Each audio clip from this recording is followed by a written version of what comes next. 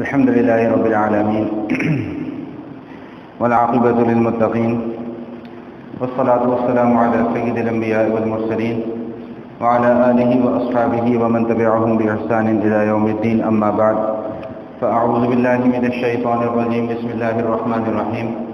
فأقم وجهك للدين حنيفا فطرة الله التي فطر الناس عليها لا تبديل لخلق الله ذلك الدين القيم ولكن أكثر الناس لا يعلمون.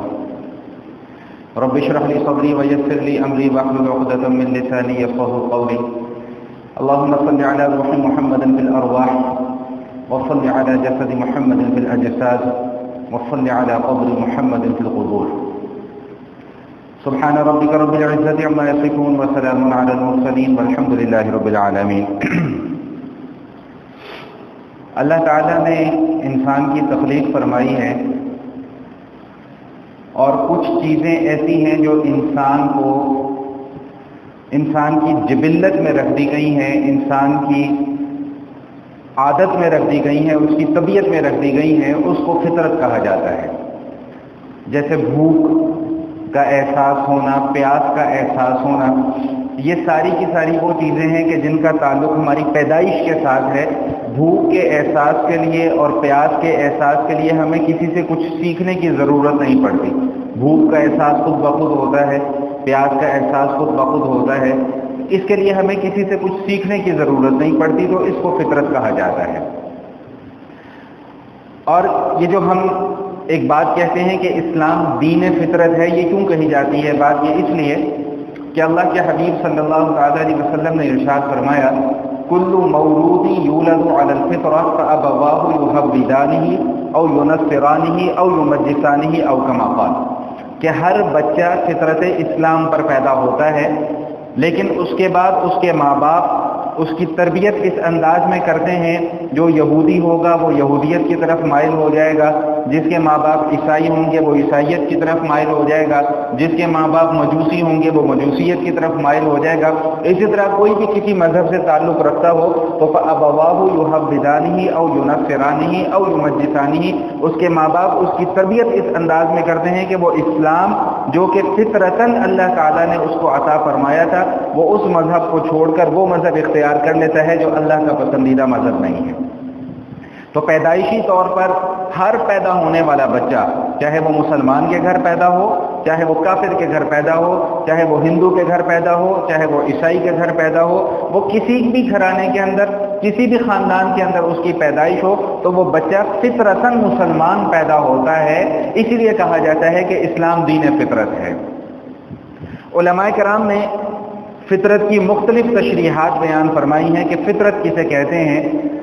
حضرت شاہ ولی اللہ محدث دہلوی رحمۃ اللہ تعالی علیہ وہ یہ فرماتے ہیں کہ فطرت سے مراد وہ صلاحیت ہے کہ جس صلاحیت کی بنیاد پر انسان نیکی یا برائی کے اعمال کرتا ہے، وہ صلاحیت ہے.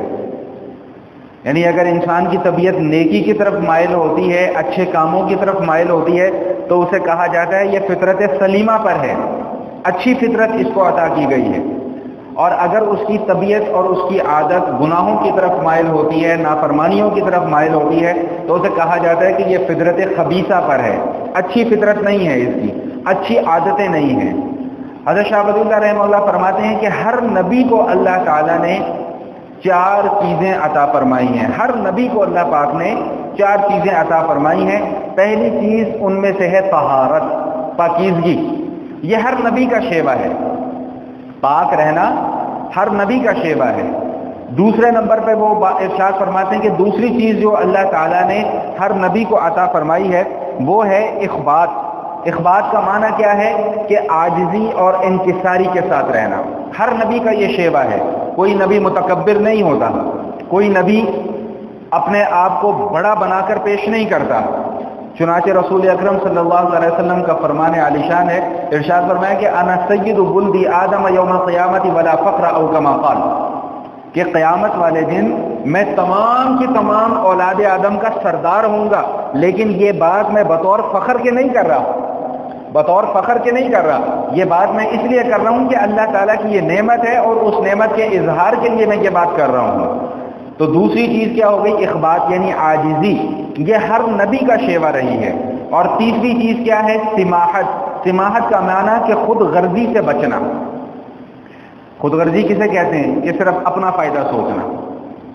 آپ ایک معاشرے کے اندر رہتے ہیں، آپ ایک خاندان کے اندر رہتے ہیں، آپ ایک کے گھر بار ہیں، ہم سارے کے سارے ایک ملک کے اندر رہ رہے ہیں، ایک وطن کے اندر رہ رہے ہیں. اب یہاں پر کوئی کام ایسا ہو کہ جس میں صرف میرا تو فائدہ ہو رہا ہو لیکن باقی سب کا نقصان ہو رہا ہو، تو میں اس کام کو اختیار کر لوں جس میں صرف میرا فائدہ ہو رہا ہے. یہ خود غرضی ہے، صرف اپنا فائدہ سوچنا، دوسروں کی بھلائی نہ سوچنا. نبی علیہ الصلوۃ والسلام کے پاس ایک صحابی حاضر خدمت ہوئے، عرض کیا رسول اللہ مجھے کوئی نصیحت فرما دیجیے. ارشاد فرمایا کہ ہمیشہ دوسروں کے ساتھ خیر خواہی کرنا، ہمیشہ دوسروں کے ساتھ بھلائی کرنا. اب اس کا عکس کیا ہے؟ کہ خود غرضی نہ کرنا، کبھی اپنا صرف فائدہ نہ سوچنا. تو ان صحابی کے ساتھ ایک مرتبہ ایسا واقعہ ہوا کہ ان کے غلام کسی سے ایک گھوڑے کا سودا کر کے لے آئے اور وہ 300 درہم میں گھوڑا خرید کے لے آئے. تو وہ جب صحابی نے اس گھوڑے کو دیکھا، ان کو پہچان تھی، انہوں نے کہا کتنے کا لے کے آئے؟ اس نے کہا جی 300 درہم کا. تو فرمایا کہ یہ 300 درہم اس کی قیمت نہیں ہے، اس کی قیمت کم از کم 800 درہم ہے، یہ بڑی عمدہ نسل کا گھوڑا ہے. انہوں نے کہا جی حضور میں تو بڑا نفع کا سودا کر کے آیا ہوں. فرمایا نہیں، تم نے تو بھلے نفع کا سودا کر لیا لیکن جس سے تم خرید کے لائے ہو پتہ نہیں اس کی بیچارے کی کیا مجبوری ہوگی کہ وہ 800 کی چیز جو ہے وہ 300 میں دے گیا تمہیں. فرمایا کہ حکم دیا اپنے غلام کو کہ جاؤ اس بندے کو ڈھونڈو، اور خود 500 درہم کی ایک تھیلی پکڑی اور ساتھ ساتھ اس کے پیچھے چل پڑے یہاں تک کہ وہ بندہ مل گیا. انہوں نے کہا میرا غلام آپ سے ابھی گھوڑا خرید کے لے کے گیا. انہوں نے کہا جی ہاں سودا بھی ہو گیا، پیسے بھی مل گئے. انہوں نے کہا کہ کیا خیال ہے میں اس تمہیں 300 کے بجائے 400 دے دوں؟ انہوں نے کہا حضور آپ میرے سے مذاق کرتے ہیں. میں نے فرمایا نہیں میں تمہیں 500 دے دوں. میں نے کہا حضور آپ مذاق کر رہے ہیں میرے سے. وہ کرتے کرتے کرتے کرتے 800 درہم تک جب بات پہنچی، میں نے فرمایا کہ یہ اصل اس گھوڑے کی قیمت تھی. یہ لو، میں تمہارا نقصان نہیں کرنا چاہتا. یہ وہ صحابہ کرام تھے کہ جنہوں نے نبی علیہ الصلوۃ والسلام سے براہ راست تربیت حاصل کی اور پھر اس تربیت کا اظہار بھی کیا. تو تیسری بات میں کیا عرض کر رہا تھا کہ حضرت شاہ ولی اللہ رحمہ اللہ فرماتے ہیں کہ کسی بھی نبی کے اندر خود غرضی نہیں ہوتی. سارے کے سارے نبی جو ہیں وہ متواضع ہوتے ہیں اور پھر ان نبیوں کے جو پیروکار ہیں وہ بھی اسی ڈگر کے اوپر چلتے ہیں. ان کے اندر بھی تواضع ہوتی ہے، ان کے اندر بھی عاجزی ہوتی ہے، ان کے اندر بھی انکساری ہوتی ہے. اور فرمایا کہ چوتھی چیز جو ہر نبی کو عطا فرمائی گئی ہے وہ ہے عدالت. عدالت کا معنی انصاف. کوئی بھی نبی انصاف کا دامن ہاتھ سے نہیں چھوڑتا. ایک بہت بڑا قبیلہ تھا، اس قبیلے کی کسی خاتون نے چوری کر لی. اس خاتون کا نام بھی فاطمہ تھا. نبی علیہ الصلوۃ والسلام کی خدمت میں جب مقدمہ پیش ہوا تو حضور علیہ الصلوۃ والسلام نے فرمایا کہ اس عورت کا ہاتھ کاٹ دیا جائے، کیونکہ چوری کی سزا یہی ہے جو اللہ کا قرآن بیان کر رہا ہے کہ اگر کسی کے اوپر چوری کا جرم ثابت ہو جائے تو اس کا ایک ہاتھ کاٹ دیا جائے. جب سر عام ہاتھ کاٹ دیا جائے گا دوبارہ کسی کو چوری کرنے کی جرت نہیں ہوگی. تو قبیلے کے کچھ لوگ معزز لوگ آئے اور عرض کیا حضور کچھ رحم فرما لیجیے، قبیلے کی بدنامی ہوگی، یہ ہوگا وہ ہوگا.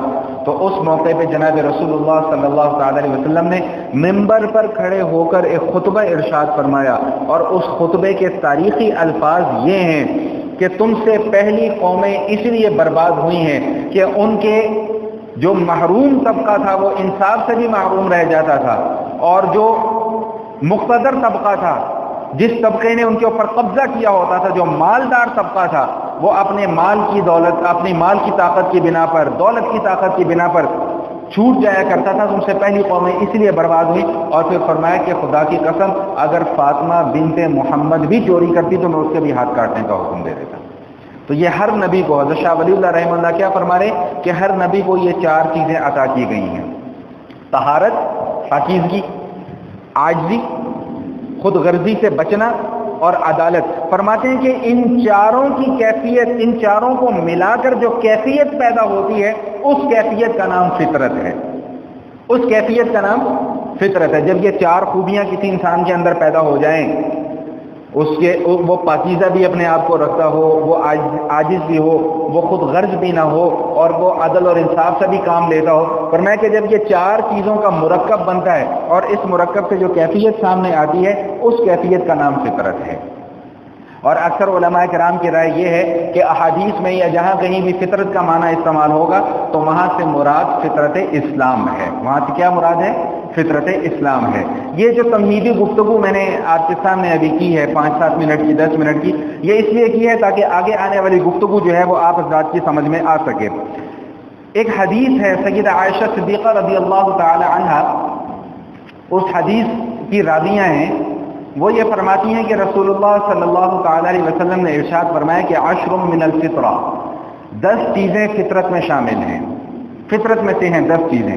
ان میں سے پہلی چیز کیا ہے؟ قص الشوارب، مونچھوں کا کاٹنا۔ دوسری چیز کیا ہے؟ اعفاء اللحیہ، داڑھی کا بڑھانا۔ تیسری چیز کیا ہے؟ والسواک، مسواک کا کرنا۔ چوتھی چیز وغسل البراجیم، یہ جو جوڑ وغیرہ ہیں ان کو اچھے طریقے سے دھونا، وضو کے اندر ان کو اچھے طریقے سے دھونا۔ چوتھی چیز بیان فرمائی کہ ونطف الابط والاستنشاق بالماء، ناک کے اندر پانی ڈالنا۔ قص الاظفار، یہ ناخنوں کا کاٹنا۔ غسل البراجیم، ان جوڑوں کا دھونا۔ نطف الابط، بغل کے نیچے جو بال ہیں ان کو اکھاڑنا۔ وحلق العانہ، اور زیر ناف جو بال ہیں ان کی صفائی کرنا۔ اور راوی فرماتے ہیں کہ 10ویں چیز میں بھول گیا، شاید وہ یہ فرمایا تھا کہ کلی کرنا، تو یہ کلی کرنا بھی جو ہے یہ بھی فطرت میں سے۔ یہ 10 چیزیں جناب رسول اللہ صلی اللہ تعالی علیہ وسلم نے بیان فرمائی ہیں جن کا تعلق فطرت کے ساتھ ہے۔ اب ان 10 چیزوں کے اوپر غور کریں، 10 چیزوں کے اوپر غور کریں تو ایک ہی بات سمجھ میں آتی ہے، شریعت کا ایک ہی اصول سمجھ میں آتا ہے، اور وہ کیا ہے؟ طہارت اور پاکیزگی۔ ایک ہی اصول سمجھ میں آتا ہے۔ ناک میں پانی ڈالنا ہو، ناک کی صفائی مقصود ہے۔ کلی کرنا ہو، منہ کی صفائی مقصود ہے۔ بغل کے نیچے سے بال صاف کرنے ہوں، یہاں پر جو بال جمع ہو جاتے ہیں اس کے بعد پھر پسینے سے جراثیم پیدا ہونے لگتے ہیں، ان کی صفائی مقصود ہے۔ زیر ناف نجاست وغیرہ لگ جاتی ہے، اس کی صفائی مقصود ہے۔ یہ ناخن وغیرہ ہیں، ان کو کاٹنے کا کیوں حکم دیا گیا کہ اس کے اندر گندگی اور میل جمع نہ ہو؟ تو یہ جتنے بھی 10 احکام اللہ کے حبیب صلی اللہ علیہ وسلم نے بیان فرمائے، ان سب کا نچوڑ کیا نکلتا ہے؟ طہارت اور پاکیزگی۔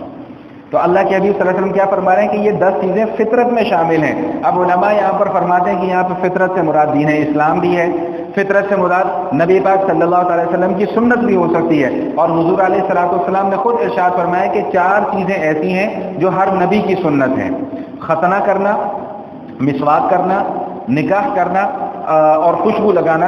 یہ 4 چیزیں ایسی ہیں جو ہر نبی کی سنت رہی ہیں، کسی نبی نے بھی اس کو چھوڑا نہیں ہے۔ اور ایک دوسری حدیث میں آتا ہے کہ ختنہ کرنا بھی فطرت کے اندر داخل ہے۔ تو یہ حدیث میں نے آپ کے سامنے رکھی ہے۔ اب میں مختصر ان کی تھوڑی سی تفصیل آپ کے سامنے عرض کرتا چلوں۔ اچھا، ایک بات ذہن میں رکھ لیجئے گا، میرے اس بیان کے بعد ہو سکتا ہے کسی کے ذہن میں یہ سوال پیدا ہو، جو کہ عموماً ہمارے اوپر اعتراض یہ کیا جاتا ہے کہ جی دنیا چاند پہ پہنچ گئی ہے اور مولوی ابھی تک وضو کرنے کا طریقہ سکھا رہے ہیں۔ ہو سکتا ہے کسی کے ذہن کے اندر یہ پیدا ہو، اور اگر پیدا نہ بھی ہو، کوئی آپ سے یہ سوال کرے تو اس کو تو کم از کم جواب دیا جا سکے۔ تو بھائی اس کے کافی سارے جوابات ہیں، جن میں سے ایک جواب یہ ہے کہ چاند پہ جانا فرض نہیں ہے، وضو کرنا فرض ہے۔ سمجھ میں آ گئی بات کہ نہیں آ گئی؟ اور جو شخص یہ کہتا ہے نا کہ مولوی ابھی تک وضو کرنے کا طریقہ سکھلا رہے ہیں، دنیا چاند پہ پہنچ گئی، اس سے پوچھیں کہ بھائی تم کتنی مرتبہ چاند سے ہو کے آئے ہو؟ وہ ایک طالب علم تھا، وہ کہیں بخاری شریف پڑھ رہا تھا بیٹھا ہوا، تو ایک اپ ٹو ڈیٹ صاحب وہاں سے گزرے، انہوں نے کہا مولوی صاحب دنیا چاند پہ پہنچ گئی، تم ابھی تک بخاری پڑھ رہے ہو۔ وہ طالب علم میں کوئی بلا کا ذہین تھا، اس نے کہا حضرت آپ چاند پہ گئے؟ میں کہا نہیں۔ میں نے کہا آپ نے بخاری پڑھی ہے؟ کہتا نہیں۔ میں نے کہا اللہ کے بندے میں ایک کام تو کر رہا ہوں، تو دونوں ہی کام نہیں کر رہا۔ بات سمجھ میں آ گئی کہ نہیں آ گئی ہے؟ تو ہم وہ کام کر رہے ہیں جس کی ہمیں ضرورت ہے، اور چاند پہ جانا ویسے بھی مولویوں کا کام نہیں ہے، یہ سائنسدانوں کا کام ہے، وہ جائیں۔ 69 سال میں تو آج تک کوئی گیا نہیں۔ اعتراض پھر بھی مولویوں کے اوپر کہ مولویوں نے ابھی تک چاند پہ نہیں جانے دیا، مولویوں نے راکٹ بنانے سے منع نہیں کیا، کسی مولوی نے آج تک یہ فتویٰ نہیں دیا ہوگا۔ اچھا، بہرحال تو عرض یہ کر رہا تھا کہ فطرتی چیزیں کیا ہیں۔ سب سے پہلی چیز جو اللہ کے حبیب صلی اللہ علیہ وسلم نے بیان فرمائی ہے وہ ہے مونچھوں کا کاٹنا۔ مونچھوں کا کاٹنا، یہ مونچھوں کا کاٹنا اللہ کے حبیب صلی اللہ علیہ وسلم نے فرمایا کہ فطرت میں سے ہے۔ اب مونچھوں کو کاٹنا کیسے چاہیے؟ اس کے 2 طریقے ہیں، یا تو کینچی سے اس کو کتر لیا جائے، یا مشین پھیر دی جائے، یا بالکل اس طرح لگا کر اس کو صاف کر دیا جائے، یہ سب جائز ہے۔ مونچھیں رکھنا بھی جائز ہے، لیکن اس شرط پر کہ یہ جو بال مونچھوں کے ہیں یہ ہونٹوں کے اوپر نہ آئیں۔ جب یہ بال ہونٹ کے اوپر آنا شروع ہو جائیں پھر وہ مونچھ حرام ہے۔ یہ جو لوگ کہتے ہیں نا جی مونچھ نہیں تو کچھ نہیں، اس کو بدل دینا چاہیے، اس محاورے کو یوں کرنا چاہیے کہ داڑھی نہیں تو کچھ نہیں۔ مونچھ کو تو اللہ کے حبیب نے پسند نہیں فرمایا. اللہ کے رسول صلی اللہ علیہ وسلم فرماتے ہیں کہ من لم یاخذ شاربہ فلیس منا، جو شخص اپنی مونچھیں نہیں کاٹتا اس کا ہمارے سے کوئی تعلق نہیں ہے. سمجھ میں آ گئی بات کہ نہیں آ گئی؟ تو پہلی چیز اللہ کے حبیب کیا بیان فرما رہے ہیں کہ قص الشوارب، اپنی مونچھوں کو کاٹا کرو، ہلکا کیا کرو. مونچھوں کو لبوں کے اوپر آنا جو ہے وہ جائز نہیں ہے. باقی میں نے آپ کو بتلا دیا کہ اس طرح پھروا لیں وہ بھی جائز ہے، مشین سے باریک کر لیں وہ بھی جائز ہے، کینچی سے کتر لیں وہ بھی جائز ہے. یہ تینوں طریقے جائز ہیں. اور دوسری چیز کیا بیان فرمائی کہ اعفاء اللحیہ، داڑھیوں کو بڑھانا. اب مجھے اس موضوع کے اوپر بات کرنے کی زیادہ کوئی ضرورت نہیں ہے، میں پہلے بھی کئی مرتبہ بات کر چکا ہوں، اور دعا یہی کرتا ہوں کہ اللہ ہمیں سمجھ دے دے، اللہ ہمیں سمجھ دے دے. اس کو ہلکا نہ سمجھیں، اس کو ہلکا نہ سمجھیں. ہم بہت سارے معاملات میں صرف یہ کہہ کر اپنی جان چھڑا دیں جی سنت ہی ہے نا جی، سنت ہی ہے نا جی. وہ اللہ کے بندو سنت کس کی ہے یہ بھی تو دیکھو. جس کے ساتھ عشق کا دعویٰ کرتے ہو، جس کے ساتھ محبت کا دعویٰ کرتے ہو، اس کی سنت ہے. کل اللہ تعالیٰ نے میدان حشر میں کھڑا کر کے ساری کی ساری باتیں ایک طرف، نہ نماز کا پوچھا اللہ نے، نہ روزے کسی، اللہ نے صرف یہی پوچھ لیا کہ میرے حبیب کی سنت تمہیں اپنے چہرے پہ سجاتے ہوئے شرم آتی تھی؟ کیا جواب دیں گے ہم؟ وہ قیامت تو بھی چلو آنے میں وقت ہے، قبر میں جاتے ساتھ ہی نبی علیہ الصلوۃ والسلام کی شبیہ مبارک دکھائی جائے گی. ماذا تقول فی ھذا الرجل، اس شخص کو جانتے ہو؟ کیسے پہچانیں گے اللہ کے حبیب صلی اللہ علیہ وسلم کو؟ تو عزیزان محترم، خدا را اس مسئلے کو ہلکا نہ لیں. یہ گناہ ہے، 24 گھنٹے کا گناہ ہے. آپ نماز بھی پڑھ رہے ہیں، نماز پڑھنے کا ثواب ہے، لیکن داڑھی کٹانے کا گناہ ہے. میں سخت بات نہیں، جو مسئلہ ہے وہ میں آپ کو بتا رہا ہوں. حج بھی کراؤ، حاجی صاحب بھی بناؤ، عمرہ بھی کراؤ، سب کچھ کراؤ، لیکن اللہ کے حبیب کی سنت نہیں چہرے پہ سجائی تو ایسے حج کا کیا فائدہ، ایسے عمرے کا کیا فائدہ جب اپنی زندگی کے اندر تبدیلی نہیں آ رہی. لفظ کے اوپر غور کریں. اللہ کے حبیب کیا فرما رہے ہیں؟ اعفاء اللحیہ، داڑھی کو معاف کر دو بھائی. دعا مانگتے ہیں نا، اللہم انک عفو کریم تحب العفو فاعف عنا، فاعف عنا، یا اللہ ہمیں معاف فرما دے. تو اللہ کے حبیب کیا فرما رہے ہیں؟ واعف اللحیٰ، بھائی داڑھی کو معاف کر دو، چھوڑ دو اس کو. اور داڑھی رکھنا دنیا کا آسان ترین کام ہے، دنیا کا آسان ترین کام. صرف 1 مہینہ اس طرح نہ لگائیں، نہ کینچی لگائیں، نہ مشین لگائیں، داڑھی خود بخود آ جائے گی. اسی لیے تو اللہ تعالیٰ نے اس کو فطرت میں سے قرار دیا. اللہ کے حبیب نے اسی لیے تو اس کو فطرت میں سے قرار دیا. شاہ اسماعیل شہید رحمۃ اللہ تعالیٰ علیہ کے پاس ایک صاحب آئے، کوٹ پینٹ ٹائی والے، کہنے کہ مولوی صاحب یہ تم مولوی لوگ داڑھی داڑھی داڑھی داڑھی کرتے رہتے ہو، یہ داڑھی کوئی فطرتی چیز تھوڑی ہے، اگر فطرتی چیز ہوتی تو پیدائشی طور پہ ہوتے، اس لیے ہم داڑھی کو کٹوا دیتے ہیں. تو شاہ اسماعیل شہید رحمۃ اللہ تعالیٰ نے بڑا خوبصورت جواب دیا اور فرمایا کہ میاں پھر اپنے دانت بھی توڑ لو، کیونکہ جب تو پیدا ہوا تھا تیرے منہ میں دانت بھی نہیں تھے. بات سمجھ میں آ رہی کہ نہیں آ رہی؟ تو اللہ کے حبیب کیا فرما رہے ہیں؟ واعف اللحیٰ، بھائی داڑھی کو معاف کر دو، معاف کر دو داڑھی کو. اللہ تعالیٰ نے 72 حوریں دینی ہے کہ نہیں دینی؟ ایمان ہے سب کا. آج میں نے اگر اپنی بیٹی کی شادی کرنی ہو، اپنی بہن کی شادی کرنی ہو، تو میں پہلے اس لڑکے کا بایو ڈیٹا پورا معلوم کرتا ہوں، کیا ہے، کون ہے، کیا کرتا ہے، شکل و صورت کیسی ہے، حسب نسب کیسا ہے. تو جب اللہ تعالیٰ نے 72 حوروں کا وعدہ فرمایا ہے کہ ان سے نکاح کروائیں گے، تو اللہ شکل نہیں دیکھیں گے کہ میرے حبیب جیسی شکل تھی کہ نہیں تھی؟ بغیر شکل دیکھے تھوڑی اللہ تعالیٰ رشتہ دے دیں گے 72 حوروں کا. تو اس لیے خدا را اس مسئلے کو ہلکا نہ لیں، اس مسئلے کو ہلکا نہ لیں. کوشش کریں، ہمت کریں. یہ جو شیطان بہکاوے ڈالتا ہے نا، وہ لوگ کیا کہیں گے، بھائی آخرت میں جا کر جواب لوگوں کو دینا ہے، اللہ کو دینا ہے. یا تو یہ کوئی لکھ کے مجھے آج دے دے کہ جی ہم نے آخرت میں جا کر لوگوں کو جواب دینا ہے، پھر تو چلو ہم بھی لوگوں کی مان کے چلیں. یار ہمیں تو شرم نہیں آتی داڑھی رکھتے ہوئے. وہ ایک مولوی صاحب بیٹھے ہوئے کہیں بچوں کو پڑھا رہے تھے، تو عصر کی اذان کا ٹائم ہو گیا. تو مولوی صاحب نے کہا کہ بھائی تم اٹھ کے اذان دے دو. تو بچہ بولا جی مجھے شرم آتی ہے. دوسرے کو کہا بھائی تم اٹھ کے اذان دے دو. وہ بھی کہتا جی مجھے شرم آتی ہے. وہ 4-5 بچوں سے پوچھا تو سب نے یہ جواب دیا جی مجھے شرم آتی ہے. تو وہ قاری صاحب اٹھے نے کہا اچھا یار پھر میں ہی بے شرم بن جاتا ہوں، میں ہی بے شرم بن کے اذان دے دیتا ہوں، میں ہی بے شرم بن کے نمازیں پڑھا دیتا ہوں. ہمیں تو شرم آتی ہے، ہمیں تو اللہ کے حبیب پر کی سنت پر عمل کرتے ہوئے شرم آتی ہے. حیرانگی اس بات پر ہوتی ہے کہ اللہ کے حبیب صلی اللہ علیہ وسلم جن کے ساتھ ہم عشق اور محبت کے روز دعوے کرتے ہیں، ہم سے بڑا عاشق رسول کوئی نہیں ہے، ہم سے بڑا حضور سے محبت کرنے والا کوئی نہیں. کیوں بھائی؟ دل پہ ہاتھ رکھ کے بتائیں سب کا دعویٰ ہے کہ نہیں ہے؟ تو عشق رسول کے یار کچھ تقاضے بھی ہیں، ان تقاضوں کے اوپر تو عمل کریں. تو دوسری چیز فطرت کے حوالے سے کیا بیان فرمائی؟ اعفاء اللحیہ، بھائی داڑھیوں کو معاف کر دو، چھوڑ دو. اور یہ مسئلہ بھی آپ کو بتاتا چلوں کہ یہ جو لوگ کہتے ہیں نا داڑھی رکھنا صرف سنت ہے، سنت ہے، یاد رکھیے گا داڑھی رکھنا سنت نہیں ہے، داڑھی رکھنا واجب ہے. اس کی پوچھ ہوگی آخرت میں، اس کی پوچھ ہوگی. رکھی تھی نہیں رکھی تھی، کیوں نہیں رکھی تھی، کیا جواب دیں گے؟ چلیں اس کیوں کا ہی جواب ڈھونڈ کے کوئی مجھے بتا دیں، اگلے ہفتے بتا دیجیے گا، ایک ہفتہ پورا سوچ لیں کہ بھائی داڑھی کیوں نہیں رکھی، بس اس کیوں کا جواب دے دیں، شاید ہمیں بھی دل کو کوئی تسلی ہو جائے۔ اللہ معاف فرمائے، کوئی آپ حضرات سے دشمنی نہیں ہے، آپ کی محبت ہے تو اس لیے یہ باتیں آپ کے سامنے کرتے ہیں، ورنہ مجھے کیا ضرورت ہے، میں بھی رٹی رٹائی آیا ہوں، تقریریں کر کے چلا جاؤں، اللہ اللہ خیر صلی اللہ، مجھے کیا ضرورت پڑی آپ کے سامنے یہ باتیں کرنے کی۔ کئی دوست ناراض ہو جاتے ہیں جب میں اس قسم کی باتیں کرتا ہوں، کئی دوست ناراض، میں ان سب کی ناراضگی مول لینے کا تیار ہوں، لیکن اللہ کے حبیب صلی اللہ تعالی وسلم کی سنتوں سے سر منہ انحراف نہیں کر سکتا، میری ہمت نہیں ہے اس میں، میرے اندر اتنی جرت نہیں ہے کہ میں اللہ کے رسول کی سنتوں سے۔ ایک صاحب سے ایک دفعہ کہیں جانے کا اتفاق ہوا تو واپس ان کے ساتھ آ رہے تھے، تو میں نے ان کو ترغیب دی، میں نے کہا حضرت توبہ کر کے آ رہے ہیں ابھی تو چلیں اب اللہ کا نام لیں۔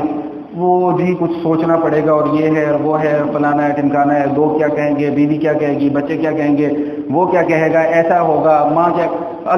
میرا ایک دوست ہے بڑا قریبی، ادھر جیو آر 3 کا ہی ہے، نوجوان ہے، دعا کریں اللہ اس کو ہمت استقامت دے۔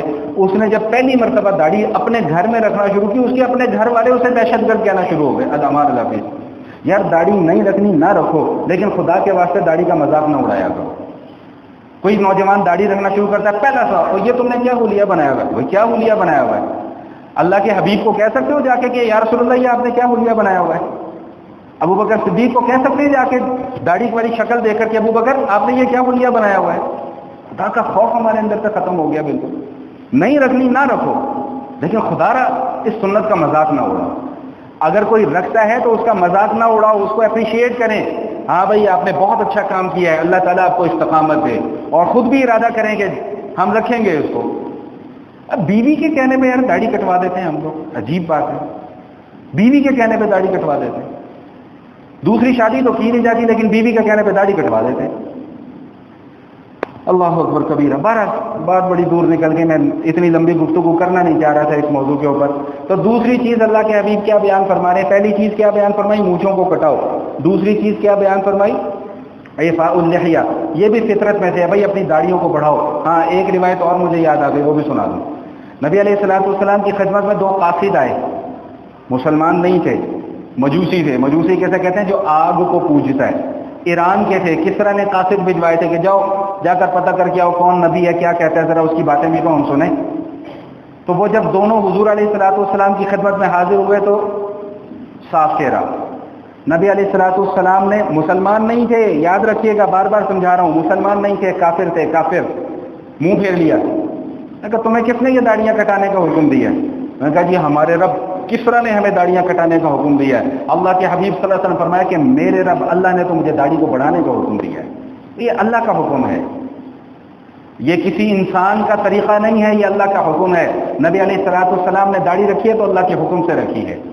حضور علیہ الصلوۃ والسلام جب معراج پر تشریف لے گئے، معراج پر، تو وہاں پر جب حضور علیہ الصلوۃ والسلام کا استقبال ہوا، حوروں نے استقبال کیا، تو حوروں نے جنت کا ایک نغمہ سنایا۔ اس جنت کے نغمے کے الفاظ کیا تھے؟ سبحانہ من زین الرجال بالضحى وسبحانہ من زین النساء بالظوائف، کہ پاک ہے وہ ذات کہ جس نے مردوں کو داڑھی کے ساتھ مزین کیا، اور پاک ہے وہ ذات جس نے عورتوں کو لمبے لمبے بالوں کے ساتھ مزین کیا۔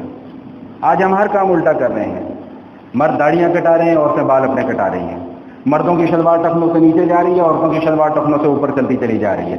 وہ فیس بک پہ بیٹھا ہوا کسی جاہل آدمی کی پوسٹ نظروں کے سامنے آ گئی، بڑا دل اڑتا ہے، کہتے ہیں مولویوں نے جتنا زور شلوار ٹخنوں سے اوپر کروانے پہ لگایا، اتنا زور معاشرتی برائیوں کے اوپر لگا لیتے تو معاشرے کی اصلاح ممکن ہو جاتی۔ علامہ نفیس، اب یہ بھی سارا کا سارا ملبہ جو ہے وہ مولویوں کے اوپر، معاشرے کے اندر اصلاح نہیں ہو رہی تو اس کا مولوی بھی ذمہ دار۔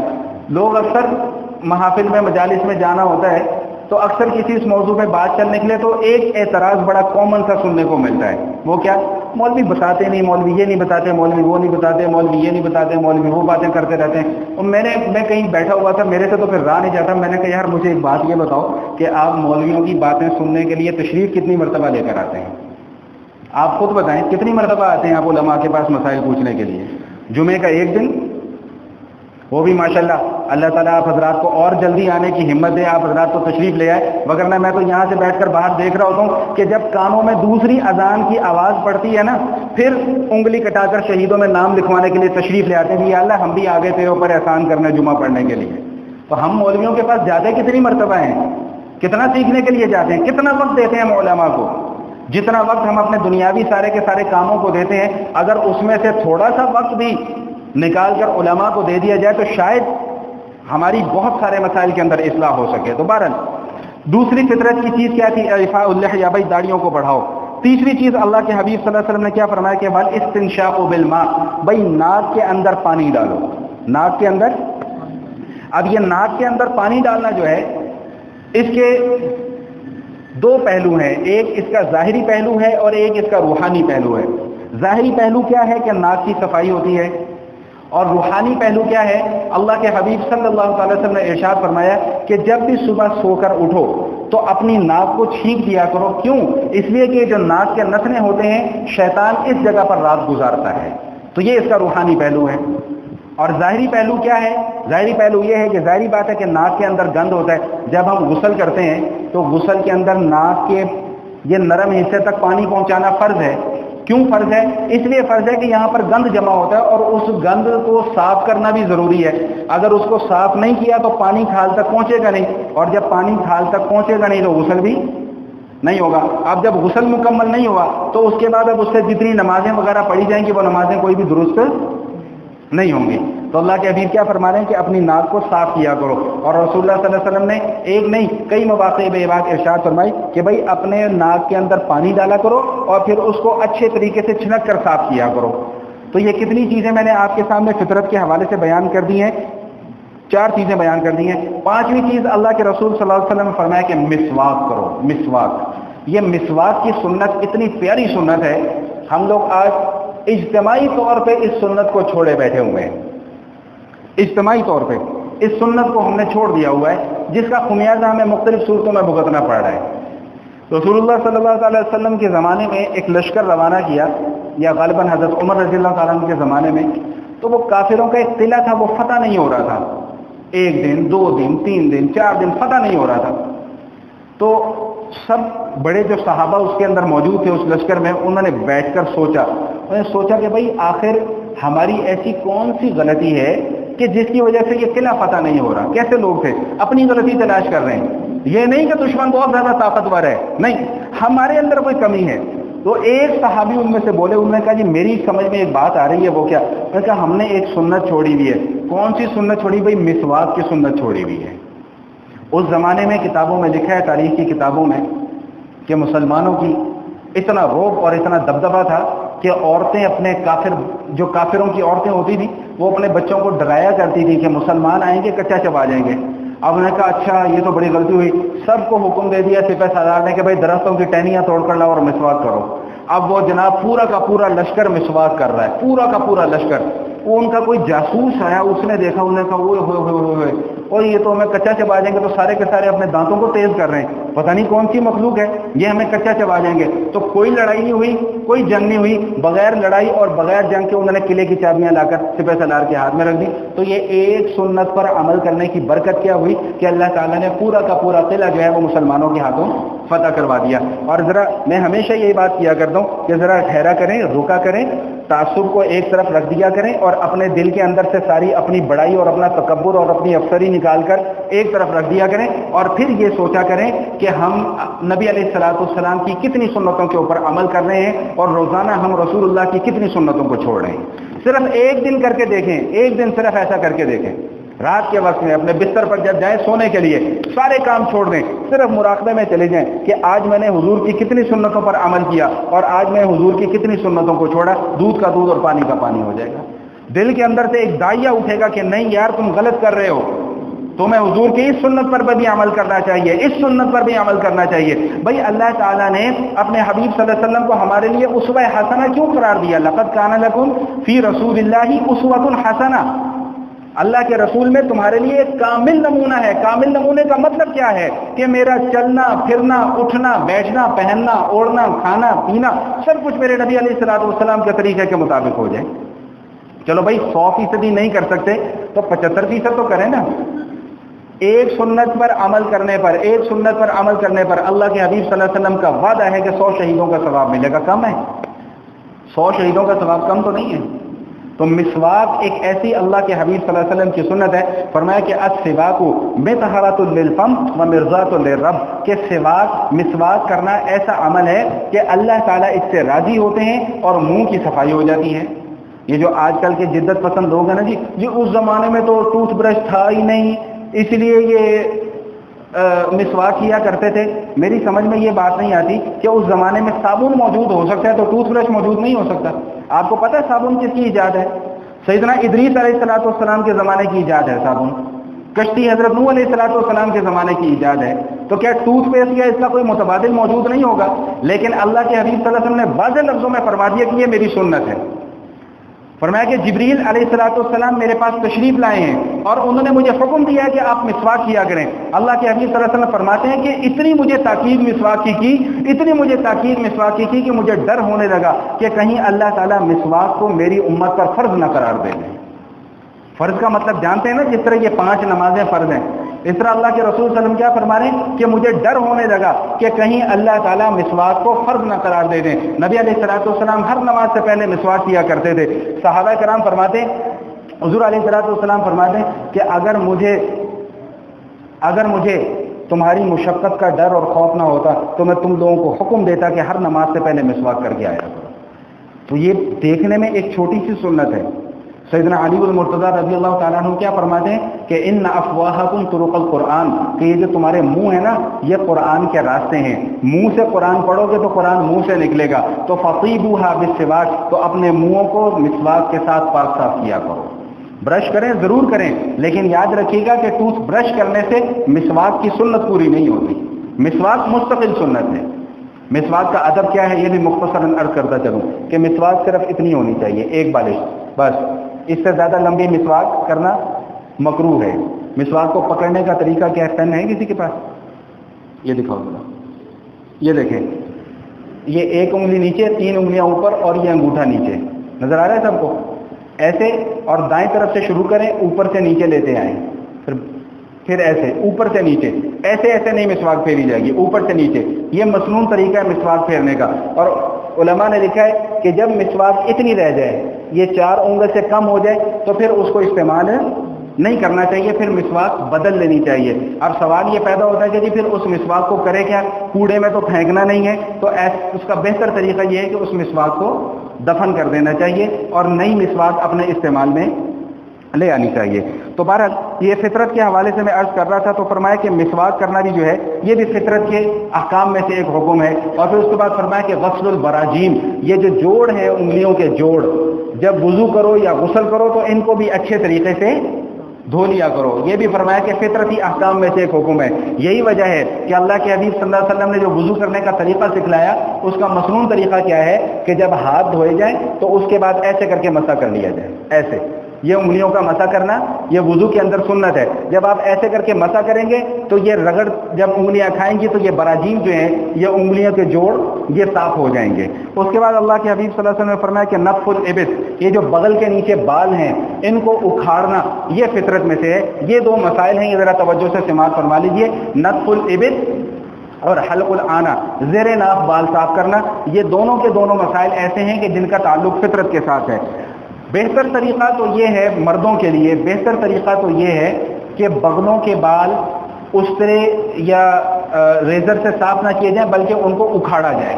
وہ اکھاڑنے کے لیے وہ خاص کریم سی ملتی ہے، اس کو لگا کر اکھاڑا جائے، یہ مسنون طریقہ ہے۔ لیکن اگر استرے سے یا بلیڈ سے بھی صاف کر لیتے ہیں تو وہ بھی کرنا جائز ہے۔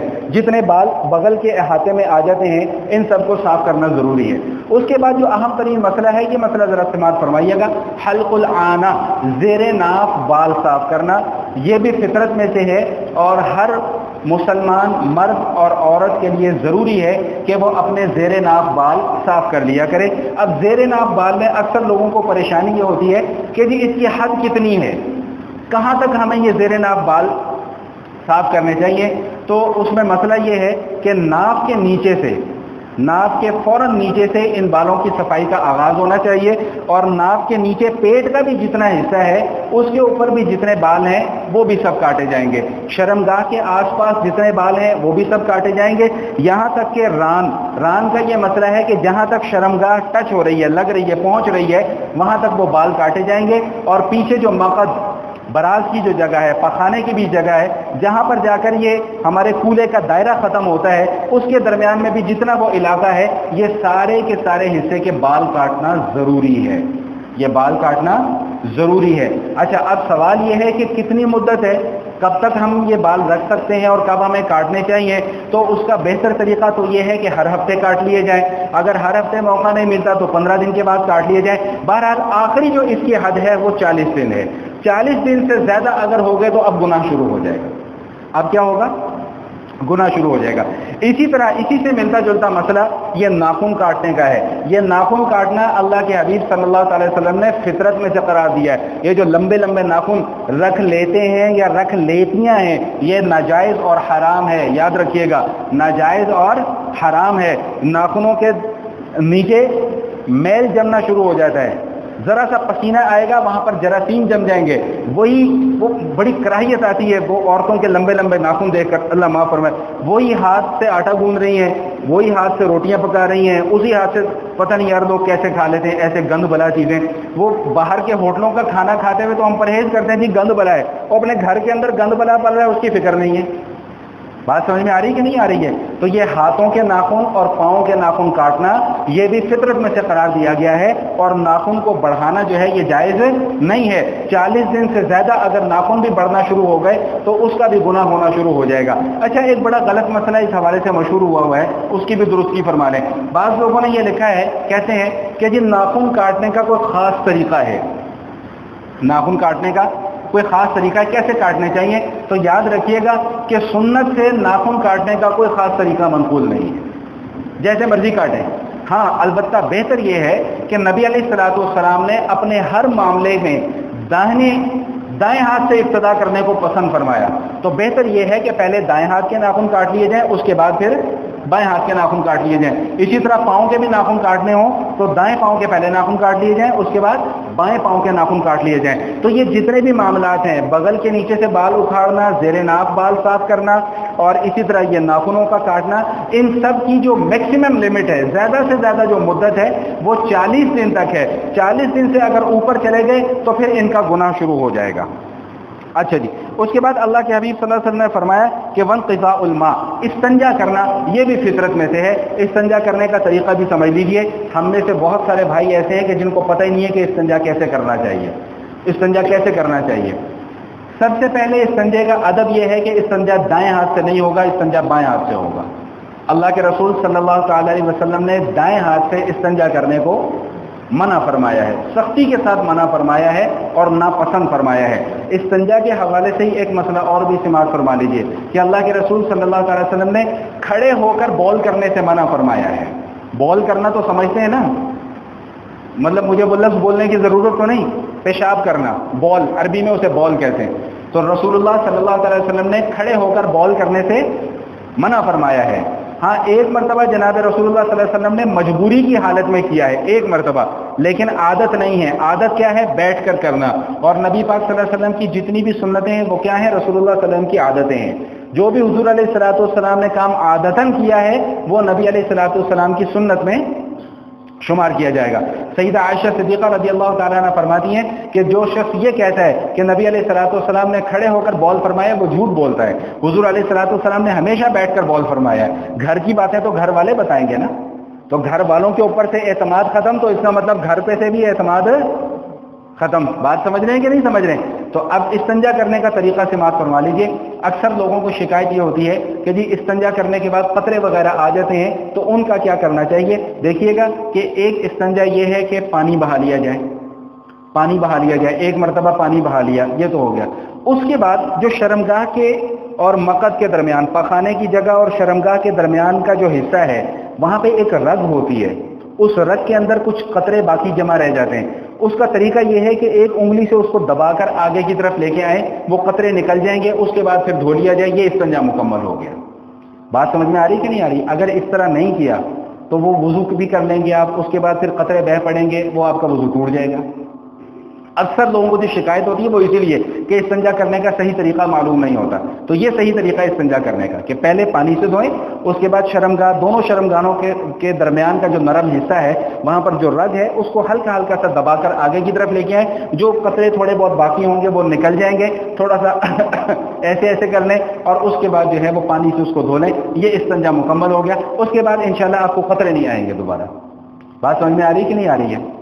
استنجا کرنے کا مسنون طریقہ مٹی کے 3 ڈھیلوں سے کیا جائے یا پھر پانی سے کیا جائے۔ قرآن کریم میں ایک آیت آتی ہے سورہ توبہ کے اندر، فیہ رجال یحبون ان یتطہروا واللہ یحب المطہرین۔